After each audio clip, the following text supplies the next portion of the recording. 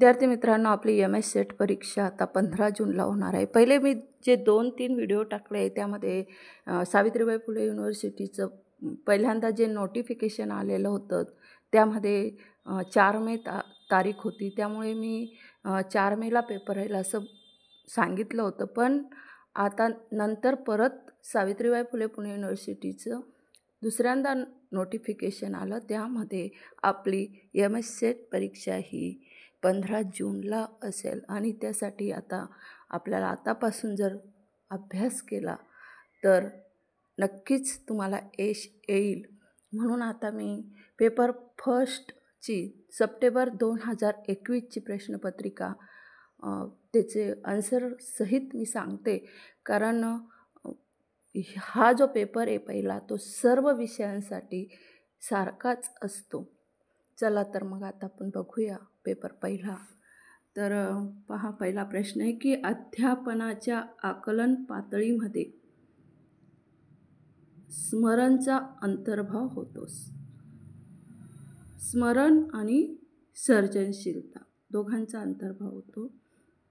नंतर मानवाच्या जीवनातील सर्वोच्च बौद्धिक सुपीकतेचा काळ तर कुमारावस्था हा होय. स्वयंचा ऑनलाईन डिस्कशन फोरम शंका समाधान करण्यासाठी असतो. त्यानंतर प्रश्न 4, दिग्दर्शन पद्धतीचा उपयोग करून इतिहास हा विषय शिकवता येत नाही. निरपेक्ष आणि सापेक्ष श्रेयांकीकरण हे अप्रत्यक्ष श्रेयांकीकरणाचे प्रकार आहेत. संशोधकासाठी सर्वात आवश्यक गुण संशोधनातील मनापासून असणारी अभिरुची हा होय. गुणात्मक संशोधनात चिंतनशील टिपाच्या नोंदी करणे यास टिपण काढणे असे म्हणतात.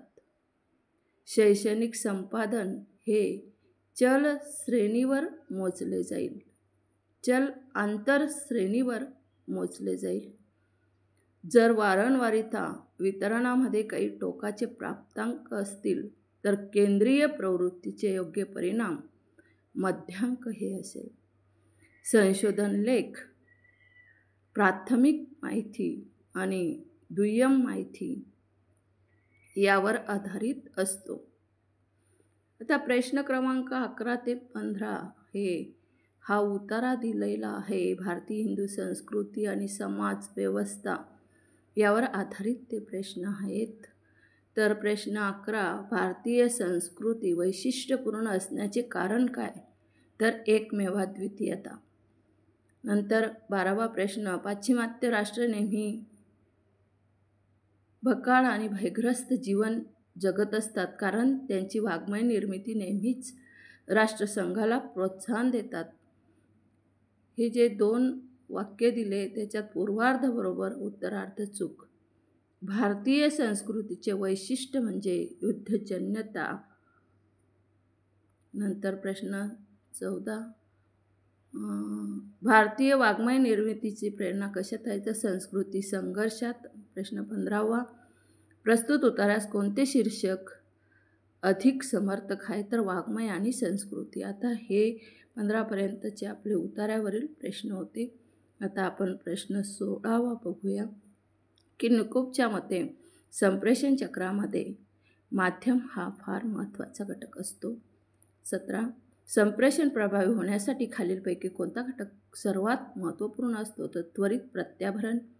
18, कारखान्यातील पर्यवेक्षकाने कामगारांना आज्ञा केली व ती कामगारांनी पाळली हे संप्रेषण अनुलंब प्रकारचे आहे. ग्राहकाचे अनावधान हे परिणाम करू शकते. तर काय?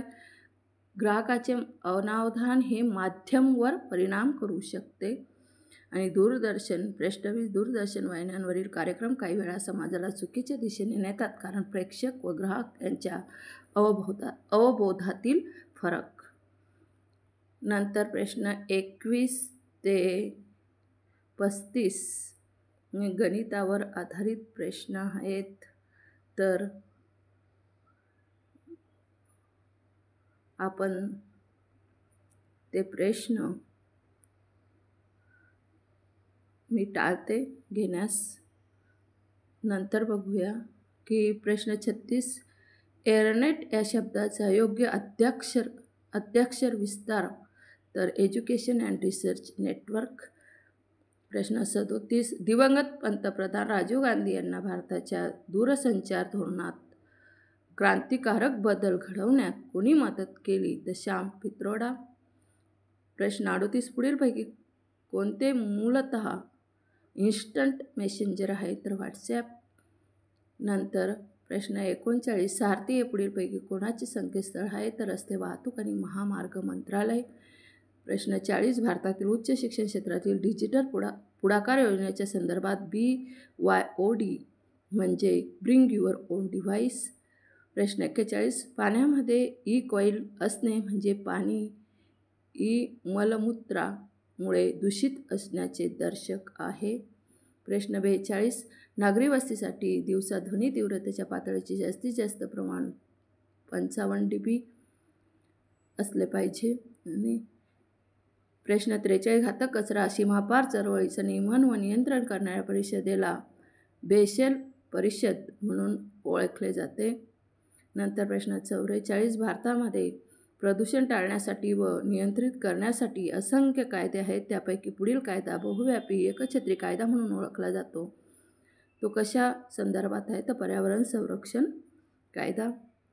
नंतर 45, सामाजिक व आर्थिक विकासासाठी युनायटेड नेशन्सने शाश्वत विकासासाठी किती ध्येय ठरवले आहेत? तर 17.